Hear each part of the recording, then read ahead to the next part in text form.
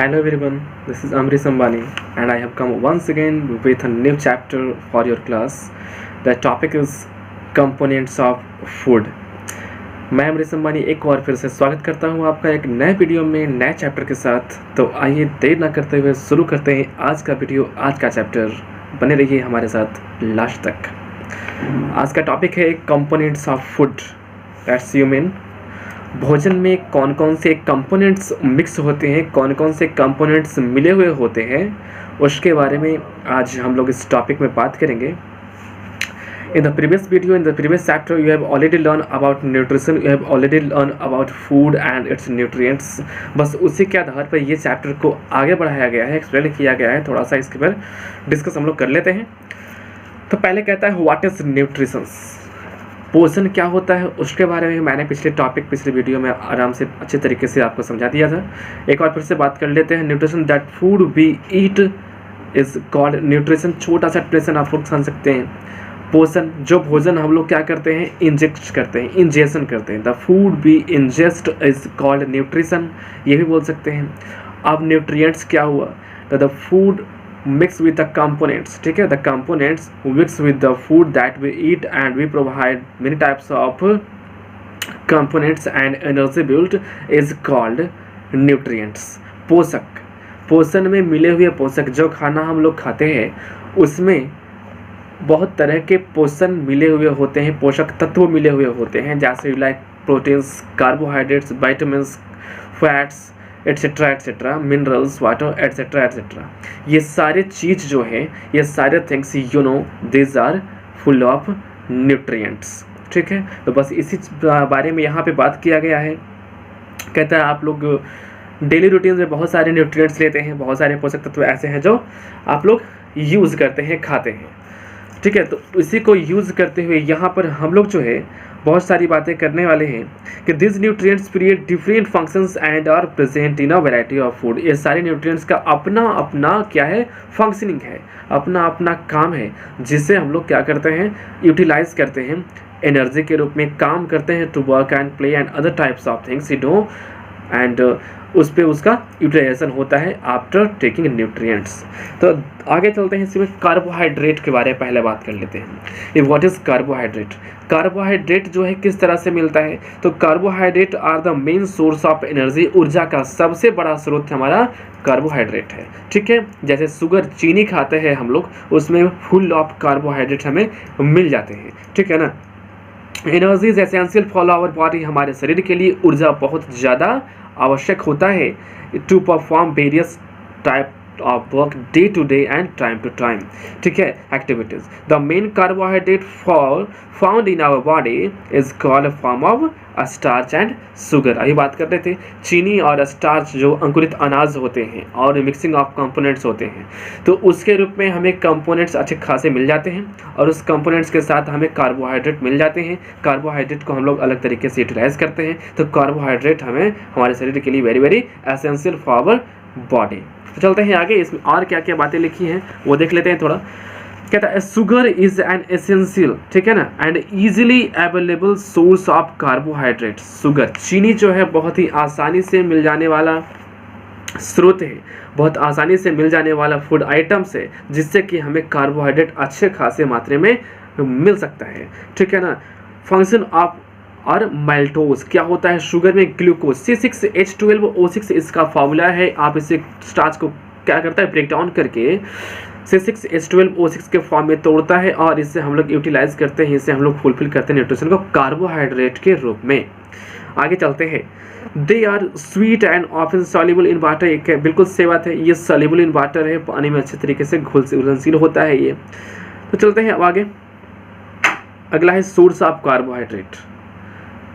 स्रोत क्या है कार्बोहाइड्रेट के स्रोत, और कौन कौन से हैं, तो कहता है we get most of carbohydrates from plants. पौधों से ज़्यादातर हम लोग कार्बोहाइड्रेट्स प्राप्त करते हैं, वो तो चीनी से हो गया जो कि आसानी से हम लोग प्राप्त करते हैं। Apart from this we also get carbohydrate from the plants, ठीक है। Plants produce carbohydrate during photosynthesis, प्रकाश संश्लेषण की प्रक्रिया के दौरान पेड़ पौधा जो होता है वो कार्बोहाइड्रेट प्रोवाइड करता है हमारे लिए। Then the form of starch, sugar and fats वसा के रूप में, स्टार्च के रूप में, शुगर के रूप में, ये बताया मैंने आपको। Fruits, sugar cane and beetroot contains sugar. जितने भी चीनी नुमा भोजन है, चीनी नुमा फल हैं, स्वीट फल हैं, स्वीट शकरकंद हो गए, ठीक है ना। तो इस तरीके के जो फल हैं हमारे लिए बहुत ही ज़्यादा महत्वपूर्ण होते हैं। किस पॉइंट ऑफ व्यू से? तो कार्बोहाइड्रेट के पॉइंट ऑफ व्यू से ये हमारे एसेंशियल हैं। आगे चलते हैं हम लोग।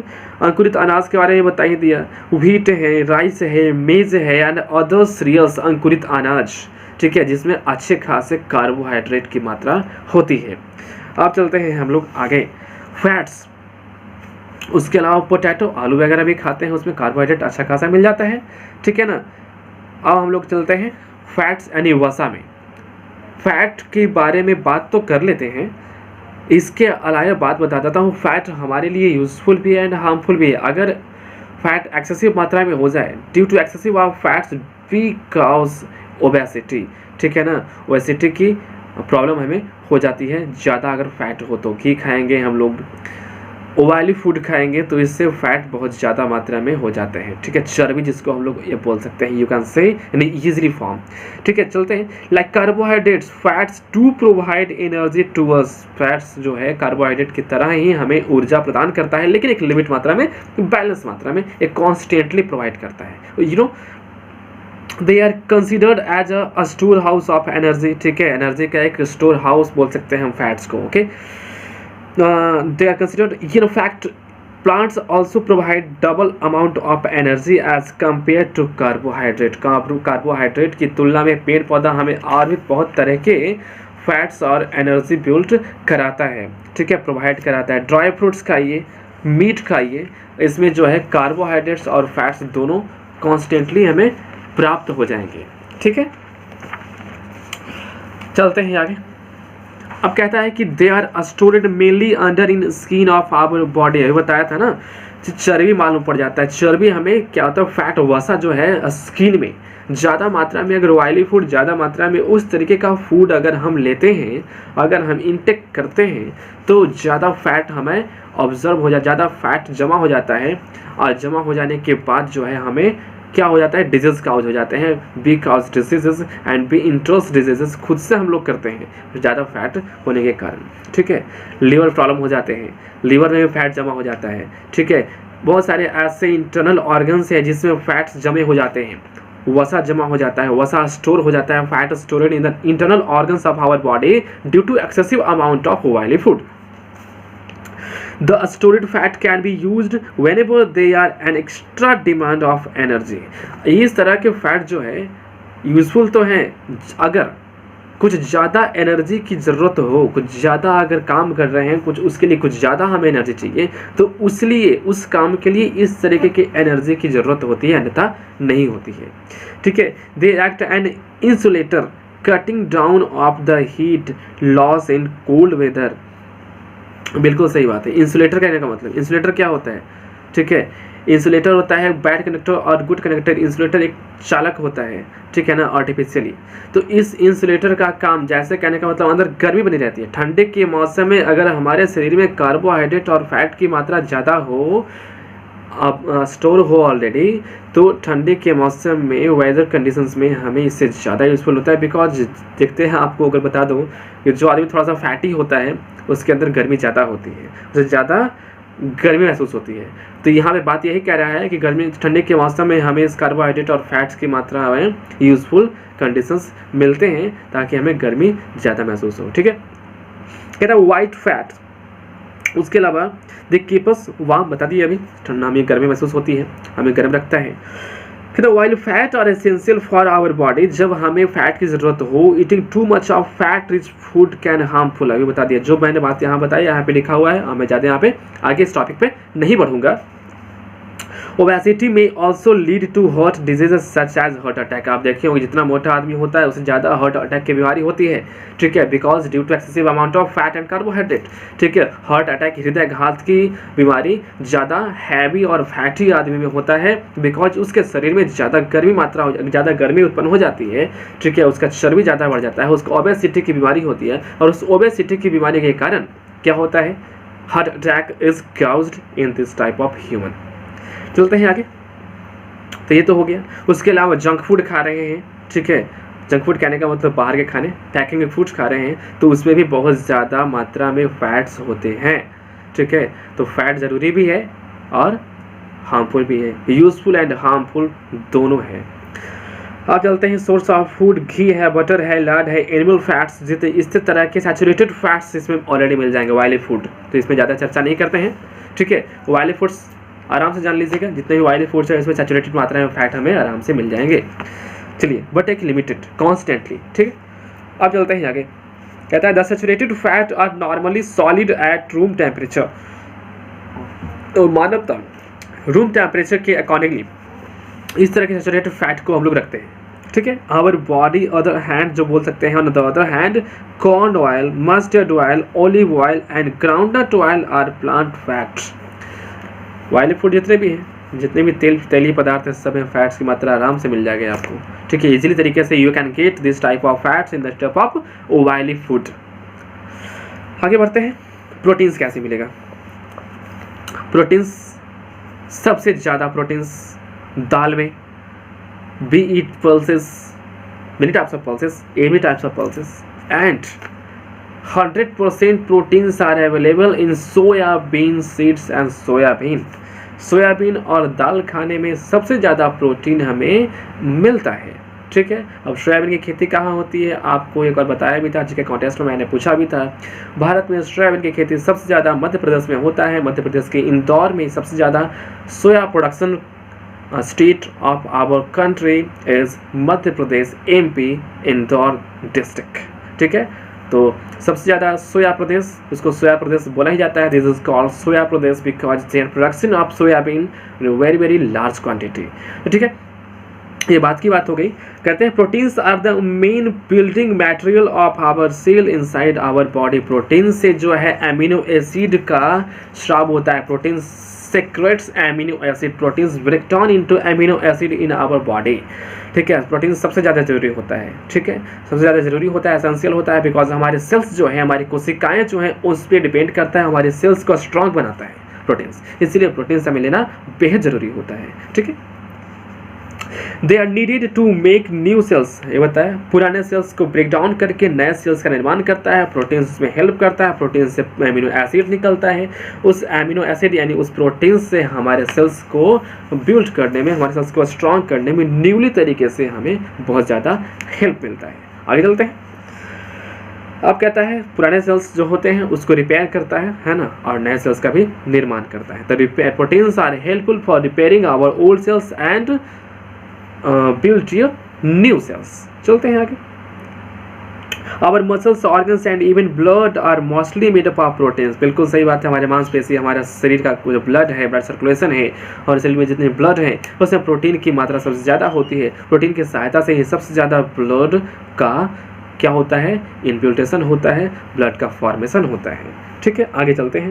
Proteins also give us energy, बिल्कुल सही बात है, but not as much as carbohydrate and fats. Carbohydrate और फैट्स की मात्रा में थोड़ा सा कम एनर्जी देता है, लेकिन एनर्जी के लिए नहीं, हमारे शरीर, हमारे बॉडी के इंटरनल ऑर्गन्स को स्ट्रांग बनाने के लिए प्रोटीन बेहद जरूरी होता है। कार्बोहाइड्रेट और फैट्स तो एनर्जी देता है, these are energy giving food, but proteins are in building and pure body building food, ठीक है। Body building food, energy giving food, deficiency foods, the this type of categories of foods. तो carbohydrates और fats जो होते हैं वो क्या करते हैं, एनर्जी देता है, बट प्रोटीन्स हमारे इंटरनल ऑर्गन्स को स्ट्रांग बनाता है, हमारे सेल्स को स्ट्रांग बनाता है, हमारे ब्लड सर्कुलेशन को स्ट्रांग बनाता है, हमारे ब्लड्स को प्यूरिफाइंग करता है। तो बहुत सारे काम हमारे प्रोटीन्स कर जाते हैं। अब सोर्स ऑफ फूड क्या है, ठीक है। सोर्स ऑफ प्रोटीन्स में कि we get proteins from animal source such as lean meat of fish. मछली खाएंगे, सबसे ज़्यादा प्रोटीन मछली में है, बिल्कुल सही बात है। अंडे में सबसे ज़्यादा प्रोटीन है, बिल्कुल सही बात है, ठीक है ना। अंकुरित अनाज में बहुत ज़्यादा प्रोटीन है, बिल्कुल ठीक है। उसके अलावा दूध खाइए, चीज़ खाइए, मटर पनीर वगैरह, ये सब ज़्यादा protein, full of protein types of immunities, ठीक है। We also get proteins from plant sources such as beans, बिल्कुल अनाज जो दाल है, बीन्स हैं, ठीक है, जो आसानी से हमको मार्केट में मिल जाएंगे, आप उसे लेकर के अपना प्रोटीन को फुलफिल कर सकते हैं, ठीक है ना।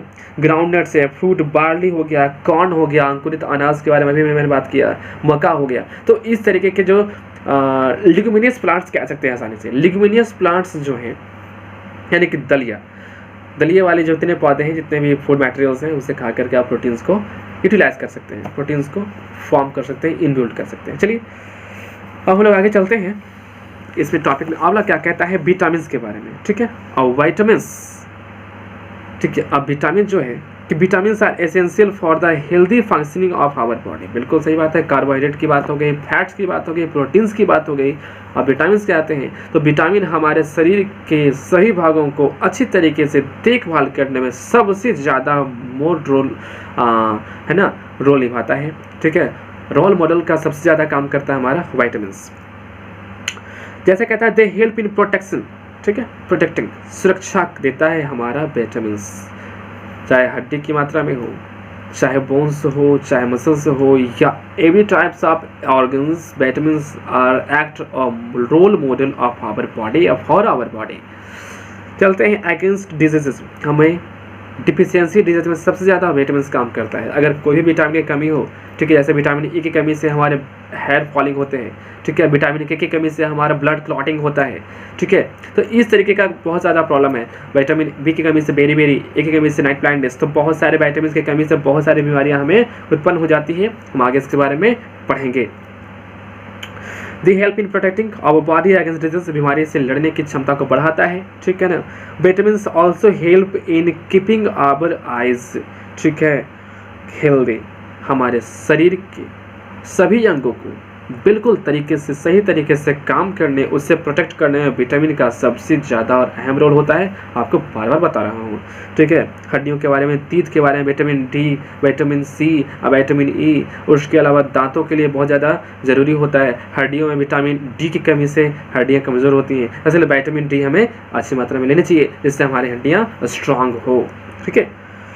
दे are also known by the letter A, B, C, D, E and K vitamin, ठीक है। इतने सारे विटामिन हमें अल्फ़ाबेटिकली तरीके से जान सकते हैं, ठीक है।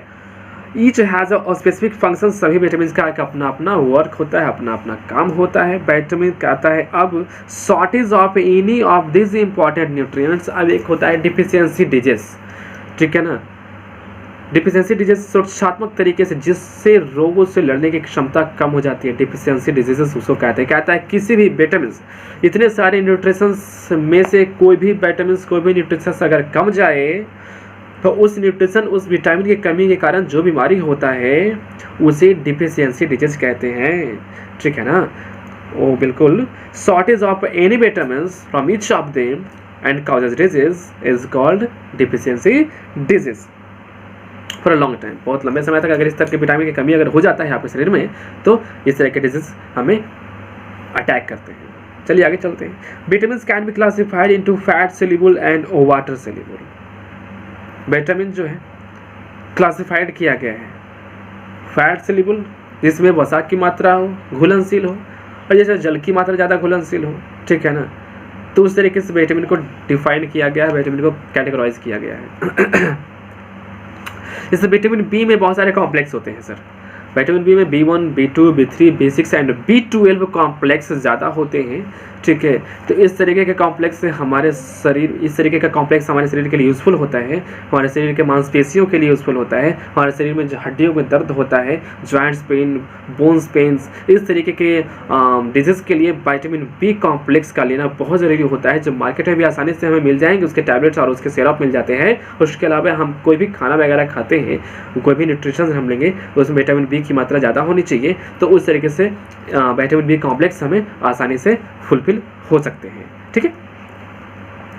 और चलते हैं आगे। They are stored in our body and use whenever the body needed them, ये हमारे शरीर में आसानी से स्टोर रहते हैं, ठीक है। जैसे विटामिन ई के कैप्सूल्स में मिलते हैं, उससे भी आप लोग यूटिलाइज कर सकते हो, उससे भी आप लोग यूज़ कर सकते हो, ठीक है।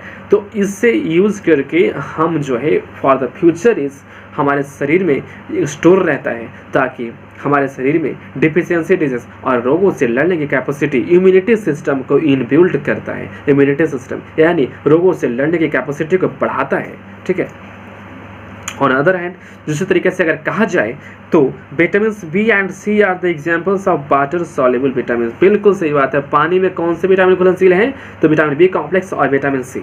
ठीक है, जो वाटर हम लोग पीते हैं उसमें vitamin B complex and vitamin C बिल्कुल अच्छे तरीके से घुलनशील होते हैं। ठीक है, इसीलिए हमें इन्हें water soluble vitamin B we can say that कह सकते हैं। चलते हैं आगे, कहता है they are soluble in water and are not stored in our body. हमारे शरीर में स्टोर तो नहीं होता बिकॉज पानी पियेंगे और उसको यूटिलाइज तो करना होगा। ठीक है, तो इस तरीके से वो वाटर में घुलनशील होते हैं। बाकी इसके अलावा जितने भी विटामिन है, vitamin A and D and K and E vitamin से हमारे शरीर में स्टोर रहते हैं। Okay, this need to regularly supplied through food. अब हमें खाने के साथ साथ क्या होता है? सप्लाई होता है। विटामिन जो बी कॉम्प्लेक्स और सी है, खाने के साथ साथ वाटर सप्लाई हो जाता है। सम इंपॉर्टेंट विटामिन, कुछ इंपॉर्टेंट विटामिन है जिससे हम लोग देखते हैं किस किस विटामिन मतलब कौन कौन से ऐसे फूड मटेरियल्स जिसको खाने से हमें कौन कौन से विटामिन मिलेंगे देखते हैं। जैसे विटामिन ए, अब विटामिन ए क्या खाने से हमें मिलेगा उसके बारे में, जैसे पपाया खाएंगे, ऐसे तो जितने भी फूड हैं उससे हम लोग खा करके विटामिन को फुलफिल कर सकते हैं। बट एक कैटेगराइज किया गया है कि किस तरह से हम उसे और अच्छे तरीके से यूटिलाइज करें और अच्छे तरीके से उसे इनबिल्ट करें उसके बारे में। जैसे पपाया खाएंगे हम लोग, कैरोट खाएंगे, मैंगो खाएंगे, पंपकिन खाएंगे, दूध पिएंगे। ऐसे तो कहा जाता है दूध में सबसे ज़्यादा विटामिन और सब तरह के विटामिन घुलनशील होते हैं। पपाया में भी सब तरह के विटामिन घुलनशील होते हैं, लेकिन एक टिपिकली जो होता है, typically we get vitamin E from papaya, from carrot, from milk, from those type of fruits, the mango. तो इस तरीके के फ्रूट्स खाने से जो है, इस तरीके के फूड मटेरियल्स खाने से विटामिन ए हमें फुलफिल हो सकता है, वी गेट विटामिन ई। ठीक है, अब इसका काम क्या है? हमारी आँखों को, बिल्कुल जैसे नाइट ब्लाइंडनेस की बात हम कुछ देर पहले कर रहे थे कि due to deficiency of vitamin E, due to lack of vitamin A, ठीक है, विटामिन ए की कमी के कारण हमें क्या होता है? आँखों में दिखाई कम पड़ती है आँखों से। ठीक है, आँखों की बीमारी होती है। ठीक है, तो हमारे स्किन डिजीज, उसके अलावा त्वचा पर भी इसका सबसे ज़्यादा असर पड़ता है। अगर विटामिन ए की कमी हो जाए तो हमारे स्किन डिजीजेस भी शुरू हो जाते हैं। ठीक है, उसके अलावा आँखों के लिए हमारे विटामिन ए सबसे ज़्यादा ज़रूरी है, इसलिए हमें कहा जाता है दूध अच्छे तरीके से पीजिए। दूध में फिर विटामिन डी भी है। उसके अलावा पंपकिन खाइए, पपाया खाइए, तो पपीता वगैरह में बहुत ज़्यादा विटामिन हमें मिल जाते हैं। आगे चलते हैं, विटामिन बी, इसमें भी दूध जो है, मिल्क जो है कॉन्स्टेंटली होता है, कॉमनली होता है। दूध में all vitamin are soluble in milk, pure milk and cow milk. ठीक है, तो विटामिन बी दूध खाइए, हरी पत्तेदार सब्जियां खाइए, ठीक है, अंडे खाइए, अंकुरित अनाज खाइए, बीन्स खाइए। तो इस तरीके के भोजन पदार्थ लेने से जो है विटामिन बी हमें अच्छे तरीके से मिल जाते हैं। ठीक है, ऐसे require for normal growth and development of our body. हमारा शरीर जो एडल्ट होते हैं, जब बच्चे इन्फेंट होते हैं, धीरे धीरे बड़े होते हैं, तो उन्हें जो इस तरीके से अनाज दिया जाता है ताकि उनका शरीर धीरे धीरे ग्रो करे और अच्छी तरीके से इनब्यूटेशन हो सके। ठीक है ना, तो विटामिन बी और इसकी कमी के कारण हमें बेरी बेरी बीमारी होता है। ठीक है, deficiency diseases, beri beri. Vitamin A की कमी से क्या होता है? तो नाइट ब्लाइंडनेस, विटामिन बी तो बेरी बेरी। आगे चलते हैं, इसके बारे में और पढ़ेंगे। विटामिन सी क्या खाने से मिलेगा? आंवला।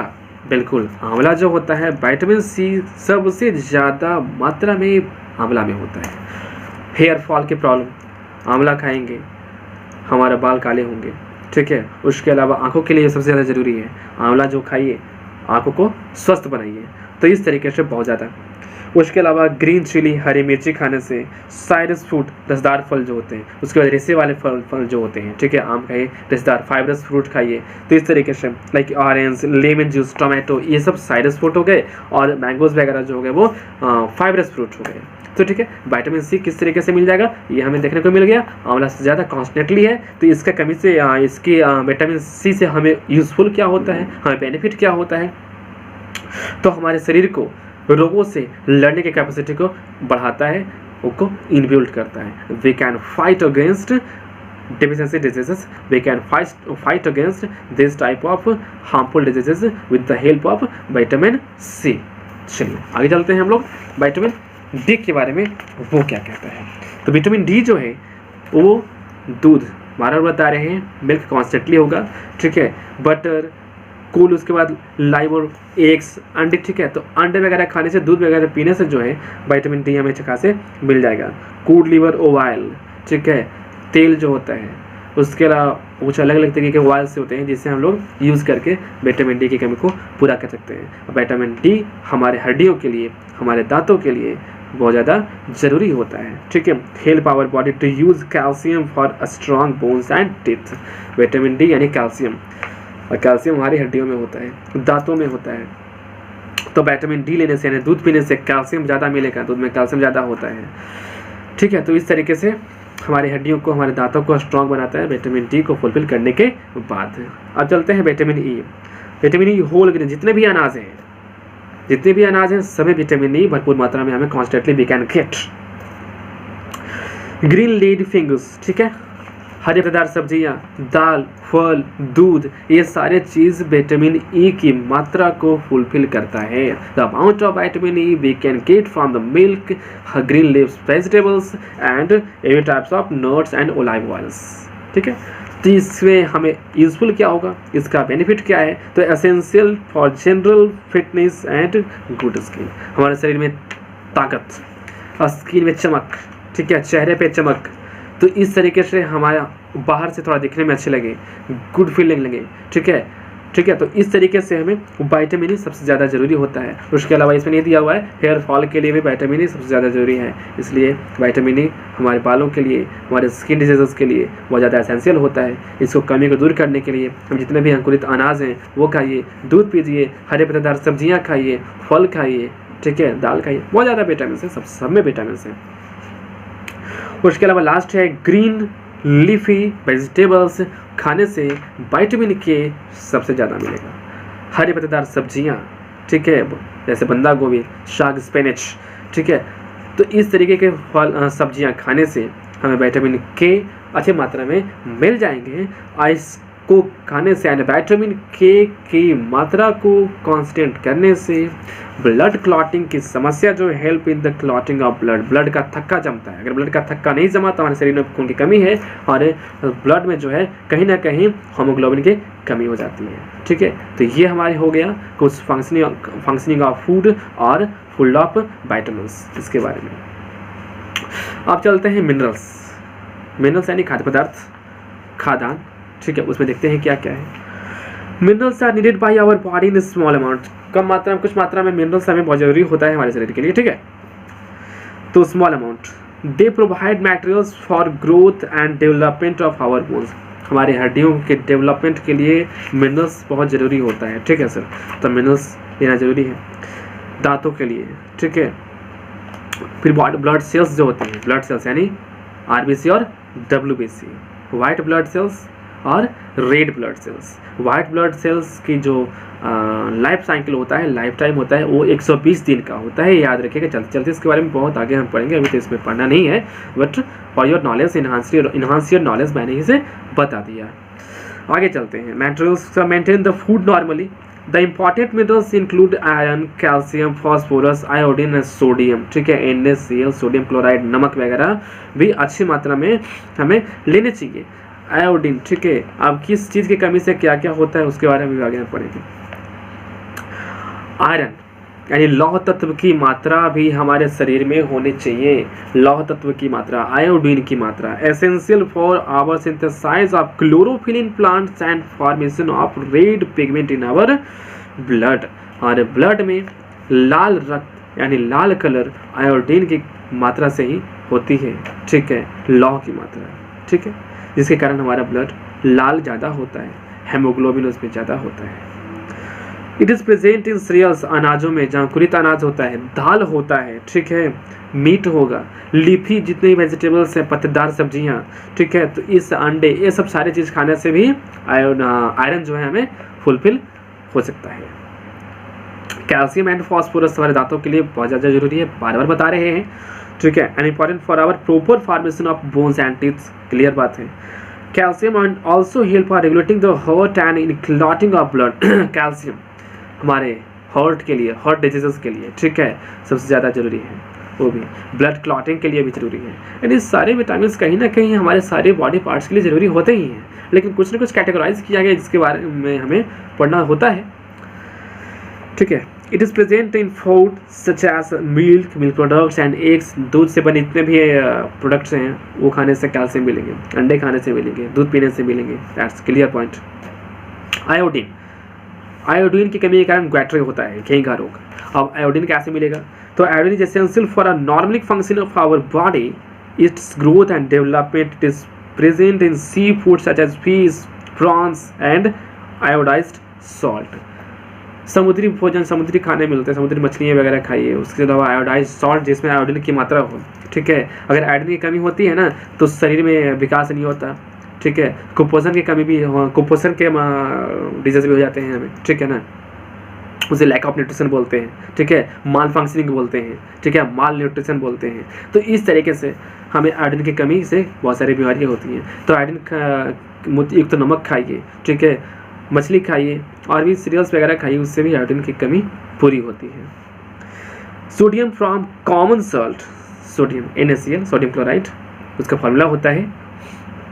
जो भी नॉर्मल जो सॉल्ट होता है, नमक होता है, is very very important for transmission of message in the nervous system. हमारे नर्वस सिस्टम, ठीक है, को मजबूत बनाने के लिए, क्योंकि नर्वस सिस्टम से ही, ठीक है ना, हमारे दिमाग में, माइंड में जो है मैसेज को ट्रांसमिशन करता है, ट्रांसमिट करता है। हम लोग जो, हमें जो बोला जाता है, बोलने के बाद हम लोग क्या करते हैं, जो सुनते हैं, सुनने के बाद वो ब्रेन के पास जाता है, ब्रेन के पास जाने के बाद फिर से नर्वस सिस्टम को ट्रांसफर करता है, नर्वस सिस्टम को ट्रांसफर करने के बाद वो डिसीजन लेता है, ठीक है, कि इस मैसेज को सुनाया जाए कि नहीं सुनाया जाए, ठीक है। उसके बाद जो ट्रांसमिशन मैसेज पूरे बॉडी में जाता है, फिर से माइंड के पास जाता है। उसके बाद वो सोच समझ करके सामने वाला व्यक्ति क्या करता है, रिएक्ट करता है, सही है या गलत है। तो ये बात हो गया सोडियम की मात्रा को बढ़ाने के कारण, ठीक है।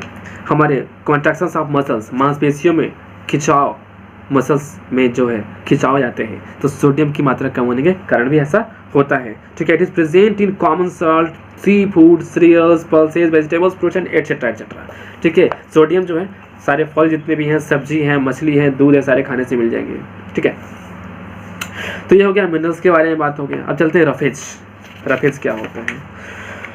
रफेज जैसे थोड़ी देर पहले मैंने बताया था, रिश्तेदार जो फल वगैरह होते हैं। बिसाइड्स न्यूट्रिशंस, पोषक तत्वों के अलावे our body needs dietary fibres and water, fibrous fruit, रिश्तेदार फल, ठीक है, जल के साथ फल।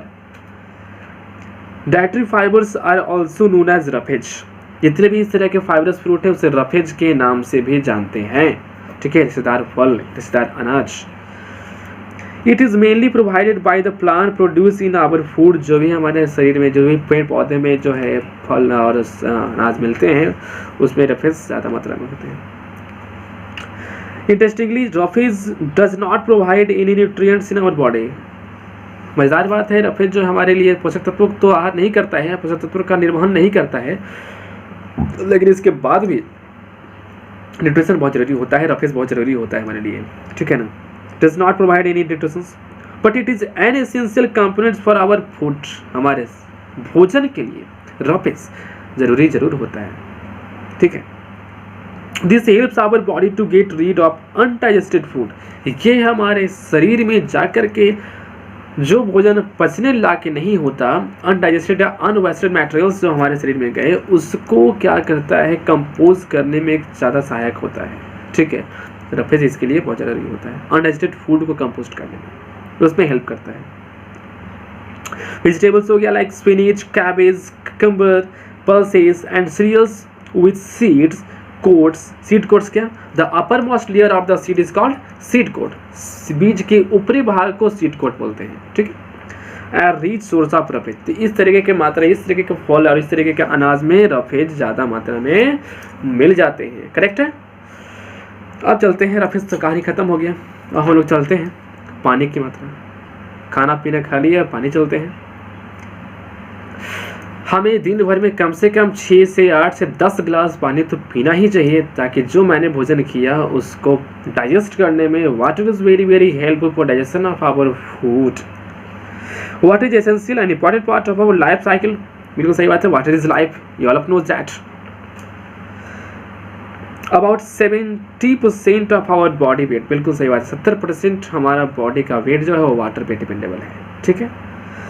Due to water it is taken in either directly और इनडायरेक्टली, प्रत्यक्ष रूप से या अप्रत्यक्ष रूप से पानी हमें लेना ही चाहिए।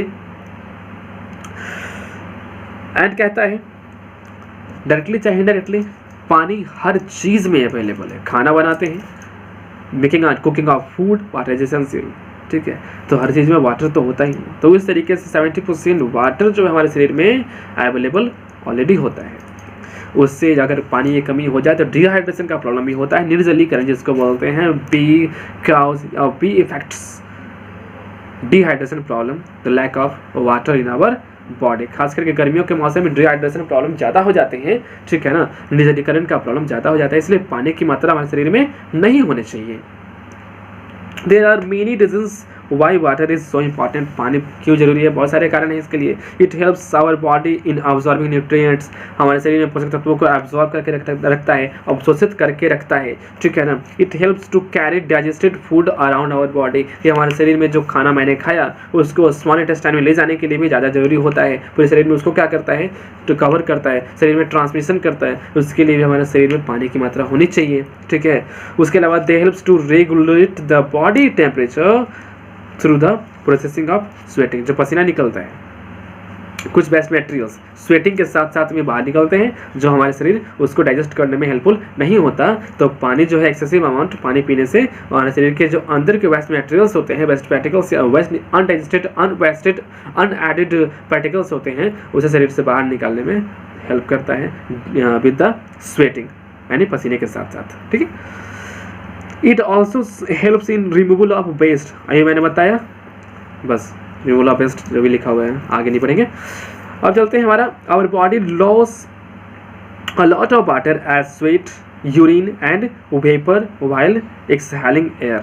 हमारा शरीर में जो है वो ज़्यादा पानी कब त्याग होता है, पसीने के साथ साथ, मलमूत्र का त्याग करते हैं उसके साथ साथ, उसके अलावा एक्सहेल और इनहेल करते हैं, श्वास को लेना और देना, उसके कारण से भी हमारे शरीर का कुछ मात्रा का पानी बाहर उस तरीके से निकलता है। तो उस पानी को बैलेंस करने के लिए, उस वाटर को फुलफिल करने के लिए, कांस्टेंट करने के लिए वाटर हमें लेना नियमित अंतराल पे टाइम टू टाइम जरूरी होता है, ठीक है ना। आइए मैंने देखिए बताया डिहाइड्रेशन के बारे में, ये यहाँ पे लिखा हुआ है। चलिए आगे बढ़ते हैं। बैलेंस डाइट एक मेन टॉपिक है, ठीक है। संतुलित आहार, और what is balance diet? A diet contains essential amount of nutritions that grow for our body is called balance diet.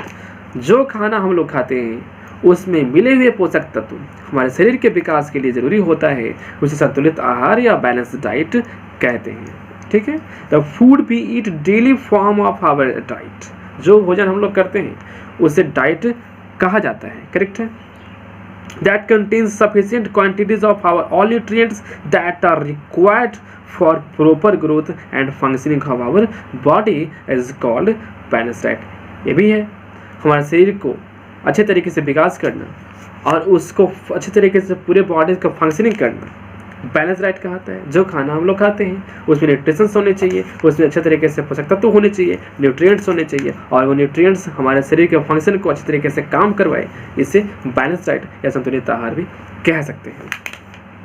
As we talk about different food items are rich in different components of food, जितने भी खाना हम लोग भोजन कर रहे हैं उसमें अलग तरीके के जटिल पदार्थ कंपोनेंट्स मिले हुए होते हैं, घुलनशील होते हैं, और हमारे बैलेंस डाइट में हेल्पफुल होते हैं, मददगार होते हैं, ठीक है ना।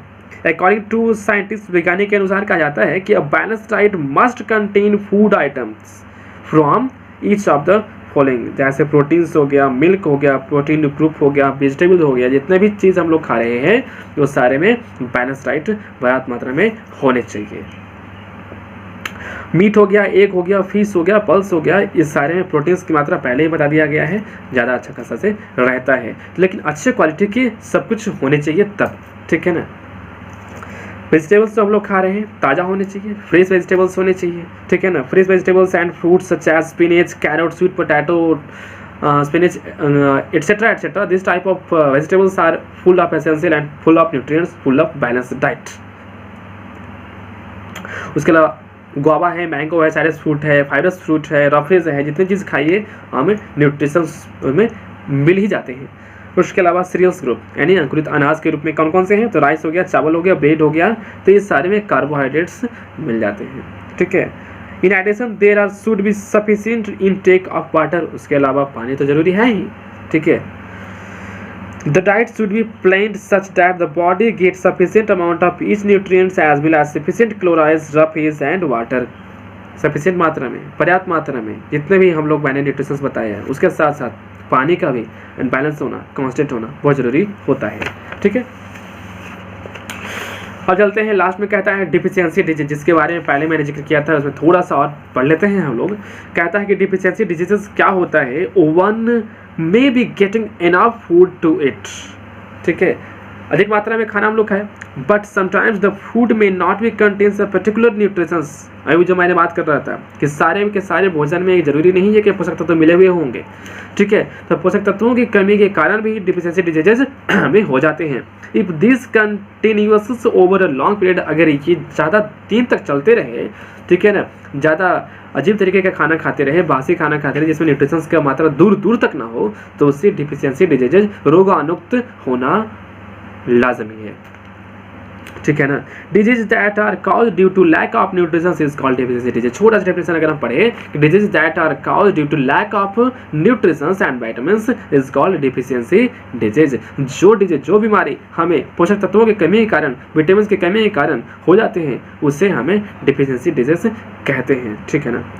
दिस डिजीजेज आर, जिस तरह से देखिए कैसे कैसे एक पर्सन से अनदर पर्सन में भी हो जाता है। देखते हैं कैसा, प्रोटीन्स क्या है, ये सब जितने भी न्यूट्रिएंट्स हैं, पोषक तत्व हैं, उसको कैटेगराइज करके देखते हैं हम लोग क्या क्या उसमें है और किसकी कमी के कारण क्या होता है। Lack of vitamin, lack of nutrition के कमी के कारण क्या क्या बीमारियां होती हैं, वो भी थोड़ा सा हम लोग देख लेते हैं। पहला है प्रोटीन्स, तो कहता है डिफिशियंसी, इसका साइन ऑफ सिम्टम्स है। सिम्टम्स मतलब लक्षण क्या है, अगर प्रोटीन्स की कमी हो जाए तो उसके लक्षण क्या हैं और उससे जुड़ी हुई बीमारियाँ क्या हैं, उसके बारे में थोड़ा सा डिस्कशन हम लोग यहाँ पे भी discuss about this type of malfunctioning, ठीक है, this type of chart and this type of transmission diseases. Proteins, deficiency of proteins, proteins की कमी के कारण in the diet leads to a stunt growth, discoloration of hair, patching skin, thinning of legs, swelling stomach. It may also affect the functioning of our brain. बिल्कुल सही बात है, proteins के कमी के कारण बहुत सारी बीमारियाँ, बाल झड़ना, पैर पतले हो जाते हैं, पेट में गड़बड़ हो जाता है, उसके अलावा हमारा दिमाग में काम करना धीरे धीरे धीरे धीरे कम कर देता है, ठीक है, याददाश्त कमज़ोर हो जाते हैं, ठीक है ना। उसके अलावा और भी बहुत सारी है, त्वचा में प्रॉब्लम हो जाता है, हमारे स्किन डिजीजेज हो जाते हैं, ठीक है, उसे क्वासियोरकर डिजीज कहते हैं, ठीक है। इतने सारे डिजीजेस का जो क्लस्टर है, ग्रुप है, तो इस ग्रुप को due to lack of proteins हमें क्वासियोरकर डिजीजेस कहा जाता है। तो प्रोटीन के कमी के कारण कौन सा बीमारी, तो क्वासियोरकर, ठीक है। दूसरा है हमारा प्रोटीन्स एंड कार्बोहाइड्रेट्स, दोनों की कमी के कारण वो क्या होता है, इसके लक्षण क्या हैं, सिम्टम्स क्या हैं। तो deficiency of proteins and carbohydrates lead to thinning, आदमी पतला हो जाता है, बिल्कुल वजन में कमी हो जाती है, ठीक है। लॉस ऑफ एंड वीकनेस, सही बात है, कमजोरी, ठीक है, पतलापन हो जाना, उसके अलावा वजन में कमी हो जाना।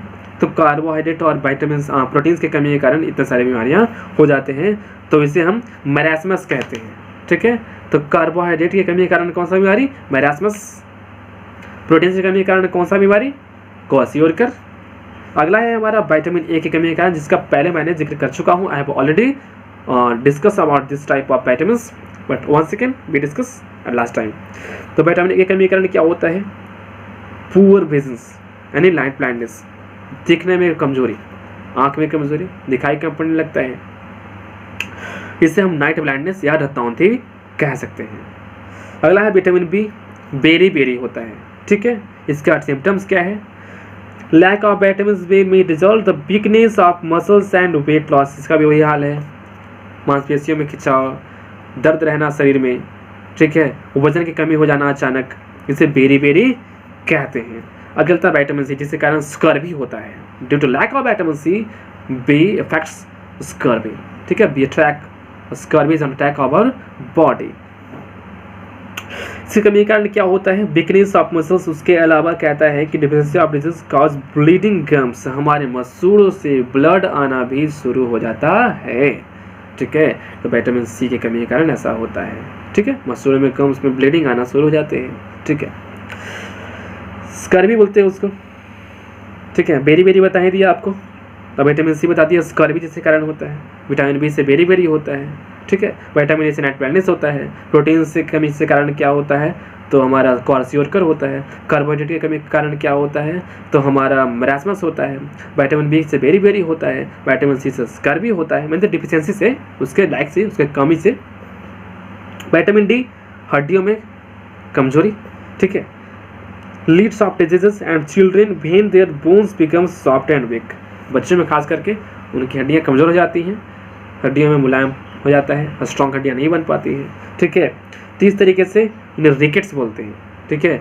शरीर पतला मोटा हो गया, पैर पतला हो गया, उसके अलावा उनको माल फंक्शनिंग भी हो जाता है, माल न्यूट्रिशन भी होते हैं, यानी कुपोषण का शिकार भी कहीं कहीं हो जाते हैं, ठीक है। तो विटामिन डी से रिकेट्स हो गया, lack of vitamin D due to lack of. तो कैल्शियम देखिए, calcium deficiency disease leads to bones and tooth decay, तो बात साफ सी है, कैल्शियम की कमी के कारण दांत में सड़न, हड्डियों में कमजोरी हो जाते हैं, बात क्लियर सी बात है। अब चलते हैं आयोडीन की कमी के कारण ग्वैट्री, जो कि पहले मैंने डिस्कस किया था, ग्वैट्री होता है, घेंगार हो गया यहाँ पे गले के पास, गला फूल जाता है, ठीक है ना।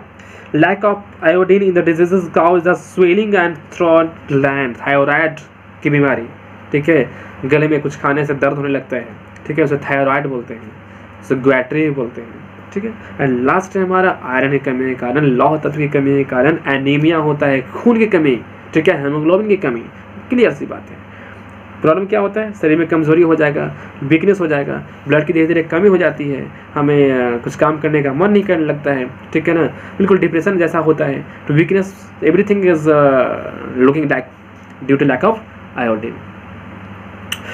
तो इस तरह से एनीमिया होता है लौह तत्व की कमी के कारण, आयोडीन की कमी के कारण।